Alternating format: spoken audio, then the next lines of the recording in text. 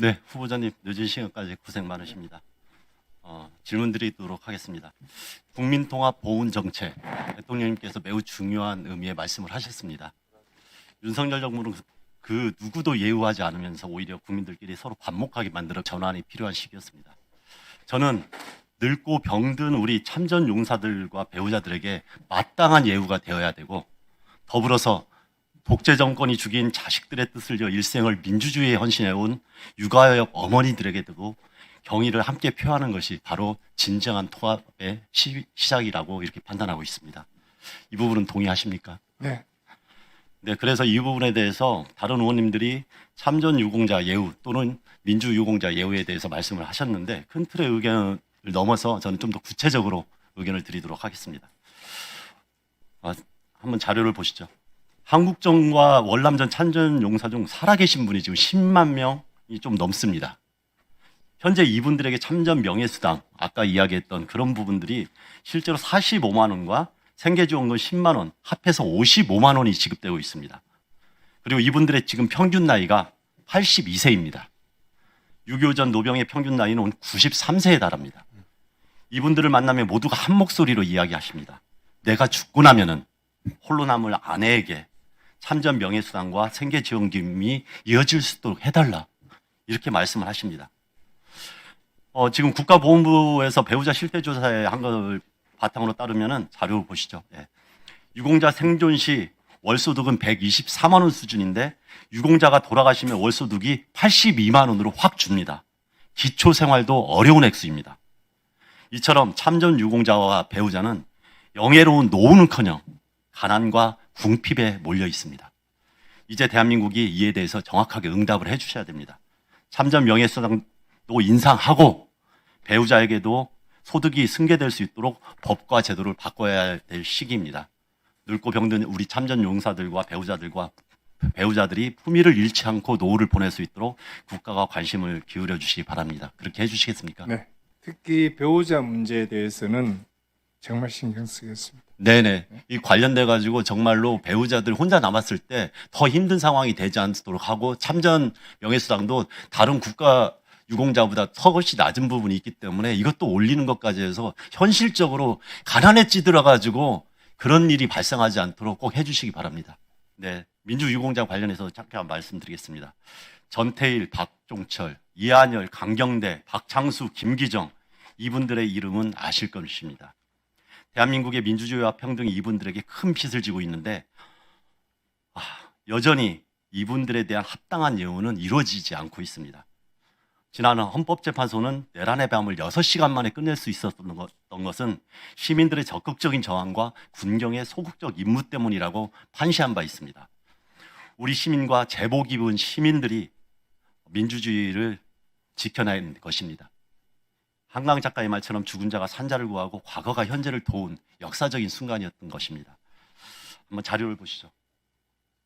그런데도 여전히 조금 전에 이야기했듯이 노동자, 시민, 학생 총 932명의 민주주의 투사들에게 예우가 이루어지지 않고 있습니다. 국회 앞에서는 유가족들이 5년 동안 농성하고 오체투지하고 단식하고 이렇게 해온 사실을 아마 들으셨을 것입니다. 이제 그런 부분을 끊어내고 민주화 유공자법도 이번에 반드시 통과시켜야 될 거라고 봅니다. 그래서 우선 실종, 사망, 부상당했던 분들을 기본으로 하고 좀 더 폭넓게 민주화 유공자를 확대하는 것까지도 고민을 해주시길 바랍니다.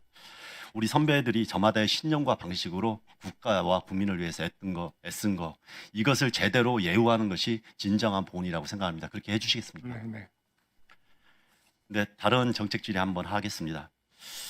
국가 유공자분들이 대부분 고령인 만큼 보훈 서비스의 핵심은 단연 의료입니다. 지금까지 유공자들과 가족들은 보훈병원과 이탁병원에서 치료를 받고 계신 거 알고 계시죠? 네.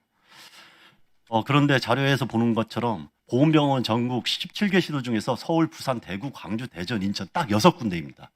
그리고 특히 서울, 경기, 강원에 거주하는 당사자들만 해도 70만 명이 넘는데 서울 강동구 보훈병원 하나를 이용하고 있는 현실입니다. 보훈부는 제주와 강원에 주문 보훈병원을 설치함으로써 이것을 문제를 해결할 수 있다고 대책을 내놓았는데 수도권 63만 명한테는 아무런 대책도 되지 않습니다. 이 대책이 거의 유명무실하게 될 가능성이 있습니다. 특히나 위탁병원은 매우 극소수로 지정되고 있어요.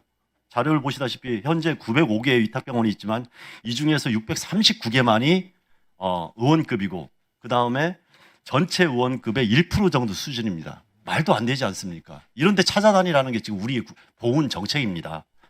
연말까지 123개를 추가한다고 했지만 턱없이 부족하기 때문에 언발의 오줌 누기라고 말할 수밖에 없는 것입니다. 그리고 또 위탁병원에 갈 경우에는 지원 대상도 제한되고 비급여나 약제비 부분에서도 일부만 지원이 되는 또 엉뚱한 현실이 이중으로 놓여져 있습니다.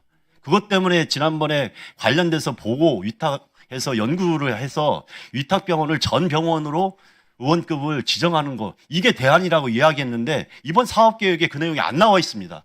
뒤에 계신 분들 있는데 왜 이게 추진이 안 되는 것입니까? 이 부분에 대해서 꼭 살펴보시고 이것이 진짜 보훈의 또 핵심적인 사안이라는 것을 말씀드리고 싶습니다.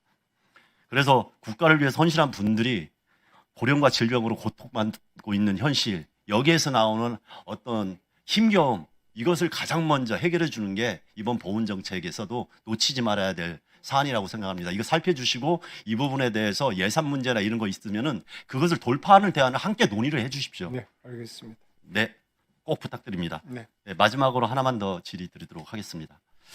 권오울 후보님께서는 대한상공회의소 근무 당시 노동조합 부위원장 하신 경험이 계십니다. 그래서 노동에 대해서도 관심이 있으실 것 같아서 질문을 드립니다. 지금 우리나라 정부 부처에는 두 개의 계급이 있습니다. 공무원과 공무직입니다. 알다시피 각 부처의 공무직이 있는데 매우 열악한 근무 환경에 놓여져 있습니다. 이렇게 어려운 현실에 놓여 있습니다.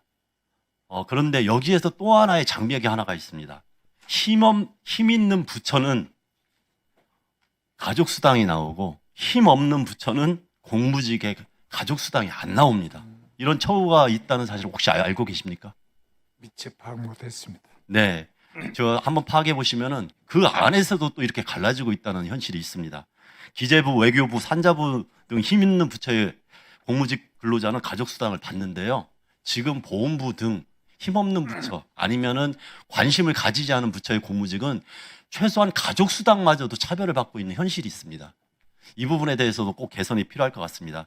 그래서 이 담당 사무관한테 그 상황을 물어보니까 가족수당과 같은 내용은 동일하게 적용받고자 기재부의 예산을 요구하지만 번번이 이게 무산된다고 합니다. 어떻게든지 기재부의 목줄을 틀어서라도 이런 차별 없어질 수 있도록 함께 노력을 해주시길 당부드립니다.